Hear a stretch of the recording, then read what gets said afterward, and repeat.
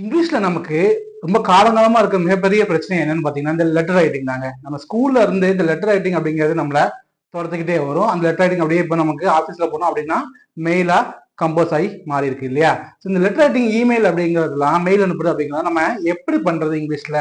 நான் இங்கிலீஷ்ல வீக்கா இருக்கேன், நான் எப்படி பண்றது அப்படின்னா அதுக்கு தாங்க ஒரு பெரிய சொல்யூஷன் இப்போ இருக்கு. நீங்க உங்களோட ஃபோன் மூலமா என்ன பண்ணலாம், ஈஸியா இதை நீங்க பண்ண முடியும். உங்க ஃபோன்ல எல்லாருக்கும் வாட்ஸ்அப் இருக்கு இல்லையா? வாட்ஸ்அப்ல மெட்டா ஏஐ ஓப்பன் பண்ணீங்க அப்படின்னா அதுல உங்களுக்கு என்ன லெட்டர் உங்களுக்கு வேணுமோ அந்த லெட்டர் என்ன வேணும் அப்படிங்கிறத நீங்க டைப் பண்ணீங்க அப்படின்னா அந்த லெட்டர் ஃபார்மேட்டை உங்களுக்கு அப்படியே உங்களோட டீட்டெயில்ஸ் மட்டும் இல்லாம மற்ற எல்லா ஃபார்மேட்டும் அப்படியே உங்களுக்கு என்ன பண்ணிடும் கொடுத்துருவோம். நீங்க அதை அப்படியே என்ன பண்ணலாம், மெயிலா மாத்தி அதை நீங்க யாருக்கு அனுப்பணுமோ அனுப்ப முடியும்.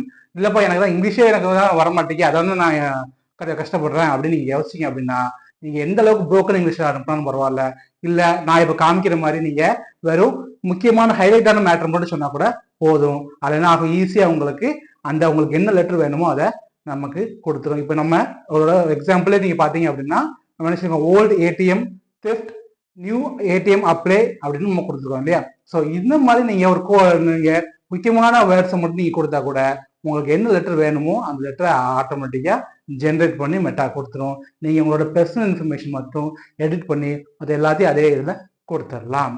ஸோ இந்த வீடியோ மூலமா நீங்க புதுசாக ஒரு விஷயம் தெரிஞ்சுப்பீங்க நம்புறேன். மீண்டும் இந்த மாதிரி வீடியோக்களை பார்க்கணும் மறக்காம சேனல் சப்ஸ்கிரைப் பண்ணுங்க.